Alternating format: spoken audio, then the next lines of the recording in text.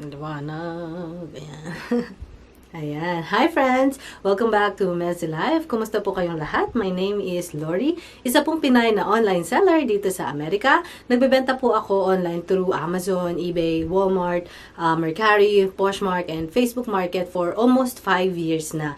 And today, isi-share ko sa inyo yung iba't ibang klase ng mga buyer scammer sa online selling business world na aking mga na-experience in that almost 5 years of selling online. Ano yung mga modus nila, paano sila nang scam. And when I say scammer po sa video na to, I only mean like people or buyer na gustong makalibre ng product. So, bumili sila ng product tapos gusto nila ng refund without returning the product. And ano yung mga tips ko kung paano i-deal ang mga buyer scammer na ito. Unahin na natin yung mga professional na mga big time na mga scammer. Okay, sila yung mga hindi lang basta product or libreng product ang gusto. Ang gusto nila ay magkaroon ng access sa inyong Gmail account or bank account or whatever. I'm not sure exactly, but from what I have experienced and learned from other sellers, they usually target yung mga baguhan na seller. Ang paraan nila dyan, i-message nila yung mga bagong seller, sasabihin nila na, hey, I'm interested on buying this product from you. I want to hear more about it. I have many questions. Can you call me on this number? Okay? So, kung baguhan kang seller, isipin mo, exciting kasi may bibili na ng product ko. So, you will call them.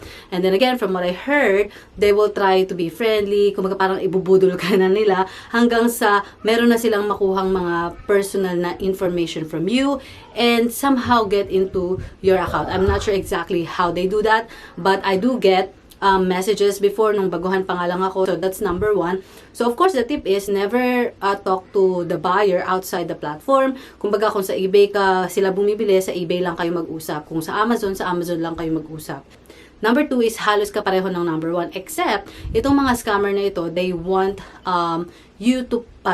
to pay you outside the platform. So, ang paraan nila dyan, sasabihin nila na, hey, I'm really interested buying your product, but my credit card is not working. So, can I use this gift card instead? And it's like, it costs more than the cost of your product. Like, kung yung product mo $100 lang, aalokin ka nila ng $1,000 na gift card or whatever na parang makaka-receive ka ng mas malaki. So, unang-una, of course, too good to be true, no?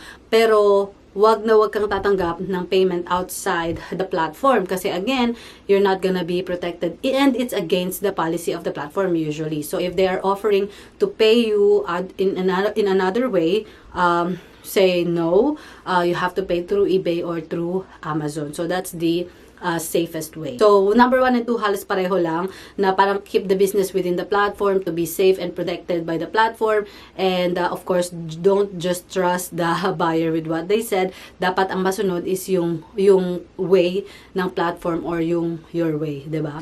So number 3, ito na yung mga typical na buyer scammer. Unahin na natin yung mga non-delivery claim, yung mga nagsasabi na, hey, the shipment tracking number says it's delivered but it's not here, it's not actually delivered, wala kaming na-receive. So if you are doing Amazon FBA, wala kang problema dyan. Amazon will still pay you your product cost kahit na hindi na-receive ni buyer yung product at kahit na makakuha sila ng refund. Kumbaga parang loss ni Amazon yun. Kasi sila yung responsable sa shipping. Okay, kasi FBA. But if you are doing Amazon FBM or eBay or other platform na kung saan ikaw mismo yung nag-ship, then you have to do your own investigation. Tingnan mo yung shipping, kung talaga bang na-deliver, saang address, meron bang picture, meron bang evidence na na-deliver ito ni courier. So, yun yung mga, ikaw talaga mag-iimbestiga. Ngayon, ang ginagawa ko dyan, pagka sa mga non-delivery claim, hindi ko kaagad-agad binibigay yung refund. Okay? So, una kong step, re-replyan ko muna na, I'm sorry for this inconvenience, ganyan. Please check your neighbor, baka sa kapitbahay na deliver, or go to your nearest post office or FedEx or UPS or kung ano man yung courier na nag-deliver, and maybe they just make a mistake marking it delivered tapos nandun pa pala, or just wait few more days, maybe there was just a delay or error in the system. So yun yung una kong reply. After a few days, sasabihin ko sa kanila na, okay, I will offer the replacement na. Sasabihin ko na, okay, I will just send another package na sana ay dumating naman na sa iyo on time. Now, in my experience, yung mga scammer, usually they are very aggressive, galit ka agad, nangaaway ka agad na, no, hindi ako maghihintay ng kahit na isang araw, refund mo na kaagad yung pera na yan sa akin. Okay? In that case, mas lalo kung hindi binibigay yung refund. Usually, pag hindi scammer, yung mga legit na buyer, mas maayos sila kausap, mas madali silang makaintindi na, ay, oo, nangyayari talaga to. So, they wait. Kung feeling ko talaga na scammer siya and I have some evidence, I will report them to the platform, eBay or Amazon. Sasabihin ko na this is a potential scammer. Most likely, unfortunately, na ito ay pumabor sa buyer pa din. So, ibig sabihin, whether you like it or not, isesend nila yung refund. Ibabawas nila yan sa iyong balance. Pero, wala tayong magagawa. Ganun lang ang buhay. Pero, you know, may nangyari din naman na pumabor sa akin bilang seller ang case. Hindi ko kailangang isend yung refund. Hindi siya nabawas sa aking balance. And I think, dahil itong buyer na ito ay meron ng mga existing case or previous cases against sa ibang seller na pareho. So, si Amazon and eBay, iniimbestigahan din naman nila yan na para bang, hold on, itong buyer na to, marami na tong kaso puro na delivery claim against sa iba't ibang seller. So, syempre, tinitignan nila yung pattern, yung behavior ng buyer na kapag napansin nila na paulit-ulit at marami, ay, scammer to. So, sila na mismo yung mag-shutdown or magbaban dun sa mga buyer na yan. And then, papabor sa'yo bilang seller. So, you know, take the chances. I will report it and see what happens, diba? Next is, not as described. So, ito na yung mga buyer naman na nagkiklaim na mali yung sinend mo sa kanila. This is not what I expected. Iba yung kulay, iba yung size, iba yung something. Okay, sabi mo brand new, hindi pala brand new. Sabi mo may tag, wala palang tag. Mga ganyan. So, ang approach ko dyan is, first, syempre, i-check ko kung tama ba yung claim niya. Baka nagkamali din naman talaga ako sa listing. Kung feeling ko wala naman akong mali, manghihingi ako ng ebidensya. Can you take a picture of what you have received? Ganyan. Tapos pag sinan nila yung picture, i-investigate ko. This happened to me once na may isang buyer na sinad niya sa akin yung picture. Sabi niya kasi, ang na-receive niya is teal. Pero ang sa listing ko, ang nakalagay is blue. So, tinignan ko yung picture. Oh nga, totoo na teal yung na-receive niya. Ay, teal yung nasa picture. Pero, that's not what I sent. And, I can tell dun sa, kasi sapatos yun, so parang na-compare ko yung sintas nung sapatos dun sa picture niya, tsaka dun sa binibenta ko. So, yeah, dun sure ako, 100% na nangi-scam siya. Kasi nga, ibang picture yung sinend niya sa akin. So, of course, dinecline ko yung return, ni-report ko siya sa eBay. Unfortunately, in that case, pumabor pa din sa buyer. But again, I'm hoping na makita ni eBay yung pattern na yon and eventually naban na yung buyer na yon. Wala naman tayo magagawa. Okay, next is chargeback fraud. Ito yung mga buyer na nagsasabing I didn't place this order or hindi ako umorder niyan. Ito bihira lang. Parang hindi siya masyadong gawain ng mga scammer kasi mas involved si Amazon and eBay dito. I'm talking mostly Amazon and eBay, no? Kasi yun yung biggest platform ko na marami akong experience. Anyway, so pagdating sa mga chargeback fraud na ganyan, very involved si Amazon and eBay kasi tinitingnan nila kung possible ba na nahack yung account ni buyer, tapos umorder, iniimbestigahan din nila yan. And in my case, I have experienced this few times. Most of the time, it's in favor of the seller kasi meron naman akong ebidensya na pumasok yung order sa akin. Ito yung shipping address, ito yung alam niya, yung mga detalye ng order, diba? So, if, let's say, makita ni eBay na yung mga previous orders niya is pumupunta sa specific address, tas yung order sa akin is napunta sa ibang address, so that's one possibility na talagang hindi niya in-order yon, possible nga na nahack yung kanyang account. So, again, hindi ko to masyadong nakikita as a scam, pero meron pa din siguro talagang, I mean, yung scammers yun ang hack siguro, no? Pero at least you can expect na it can happen to you, yung mga dispute na tinatawag. All you have to do is to send the order details, shipping, and, you know, all of this information. So, it's not that bad. Next is return of a cheaper item. Ang madalas mabiktima dito is yung mga seller ng mga branded na product. So, for example, nagbebenta ka ng original na Nike shoes or Adidas, tapos ni-return ni buyer, tapos ang binalik sa'yo is yung fake, 'di ba? Na makamuka pero fake. So, ayan, dyan tayo mag-iingat. Of course, ang tip ko dyan is bago nyo i-send yung refund, i-check nyo muna, i-inspect nyo muna mabuti yung product na na-receive ninyo to make sure na tama yung na-receive ninyo. And kung ito ay mali, don't forget to report kay eBay. Kasi again, ma-accumulate yung mga reports na yan against sa ating mga buyer na scammer. Next, number 7, switch and return scam. Halos kapareho din to nung number 6 na parang pinapalitan nila yung product na ibinabalik nila. Ang kakaiba lang dito sa mga scammer na to, parts lang. Kumbaga medyo mas matalino sila ng konti. Parts lang yung pinapalitan nila. So for example, nagbebenta ka ng camera na may mga accessories, na may microphone, may tripod, may charger. Kumbaga, kumpleto yung accessories ng camera, no?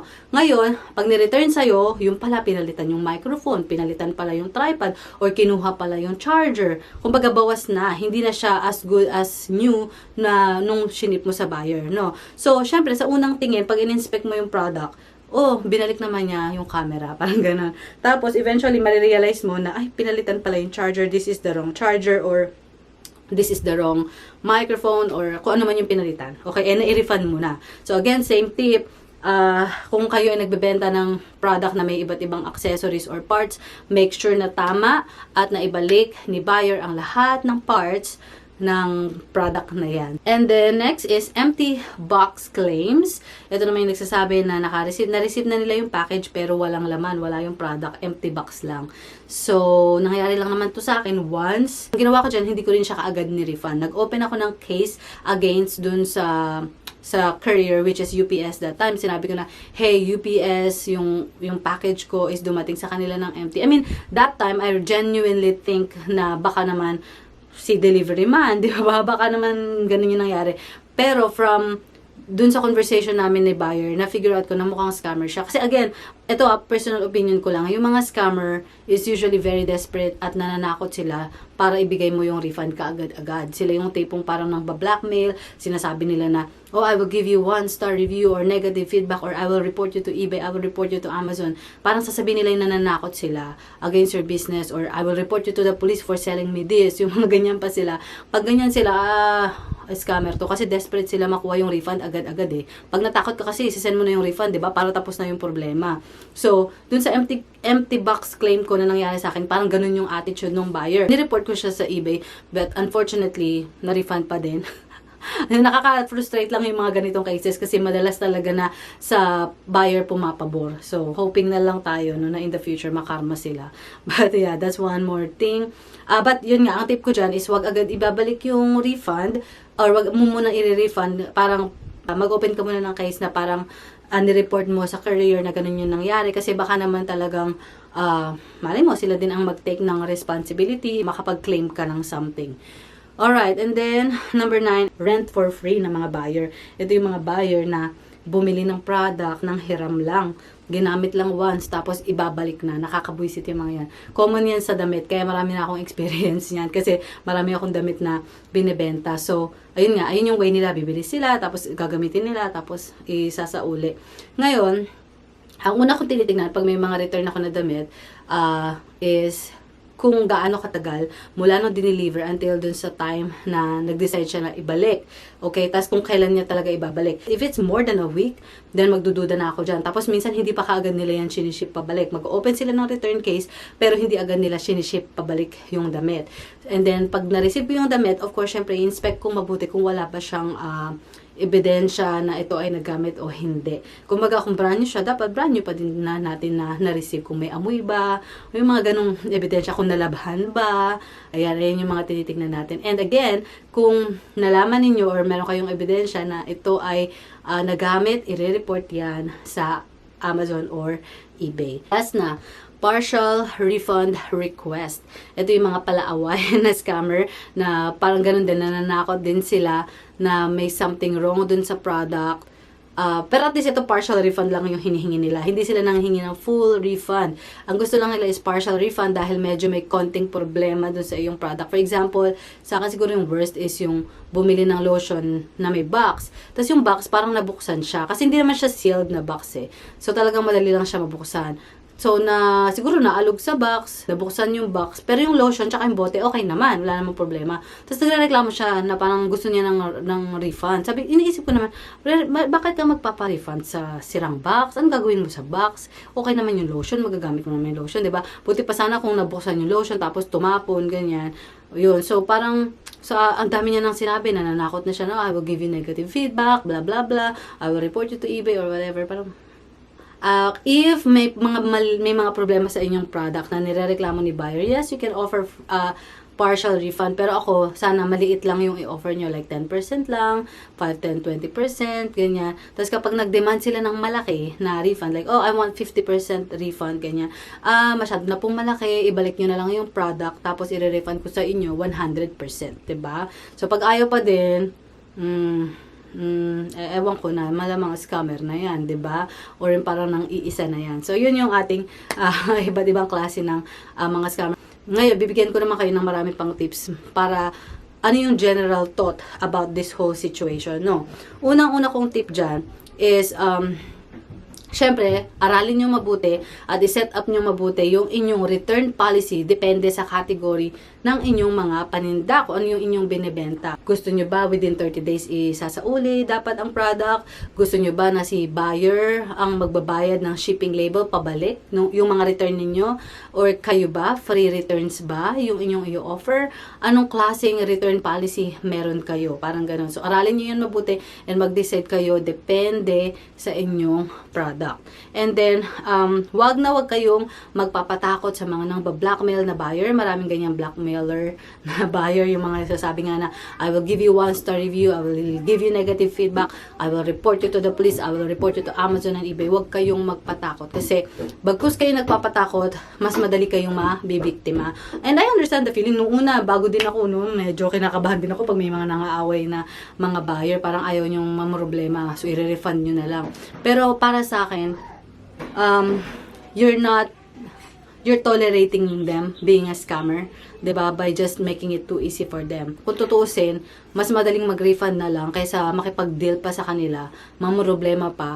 I would still deal with them. Makikipag-usap pa din ako sa kanila, mag-open pa din ako ng case against them, i-report ko pa din sila kay eBay or Amazon. I will still open the case with the courier kung delivery yung problema, 'di ba? I would still do that just to make this scammer feel that it's not easy to scam online seller. Okay? Pero unfortunately, I know na marami ng online seller na they make it easy for the scammer na parang magreklamo lang ng konti, i-refund na kaagad. And if it's about the negative feedback, I also understand na pagka takot kayo na magkaroon ng negative feedback kasi syempre pag bago yung store mo, you want to build up like parang good reviews. Pero you know what? As long as you're doing good, you're doing your best, you will still accumulate mostly good reviews, 'di ba? Than bad. Meron mang mga isa, dalawa, okay lang yan. Yan yung mga wala na tayong magagawa. You cannot please everyone, right? Another tip ko is huwag kayong matakot na mag-offer ng free returns. After kong i-share itong mga scammer details na ito, sabihin nyo na, ay, para safe, hindi ako magbibigay ng free return. Ibig sabihin, si buyer ang magbabayad ng shipping label pabalik pag nag-return sila. Pwede nyo naman gawin yun, no? Kaya lang,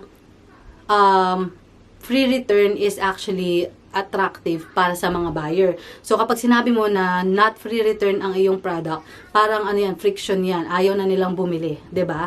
So, kasi isipin nyo din, kayo yung buyer, may bibilin kang damit or whatever, tapos nakita mo not free return. So, parang isipin mo, ay, ayoko nga bumili niyan kasi baka naman may sira, tapos hindi ko maibalik. Or ako pa yung magbabayad ng shipping label kapag binalik, 'di ba? So, hindi porke natakot kayo dun sa idea ng mga scammer and returns, hindi na kayo mag-o-offer ng free returns. Ako, nag-o-offer pa din ako ng free returns kasi mas madami pa ding legit na mga buyer kesa sa mga scammer. So, it's worth it.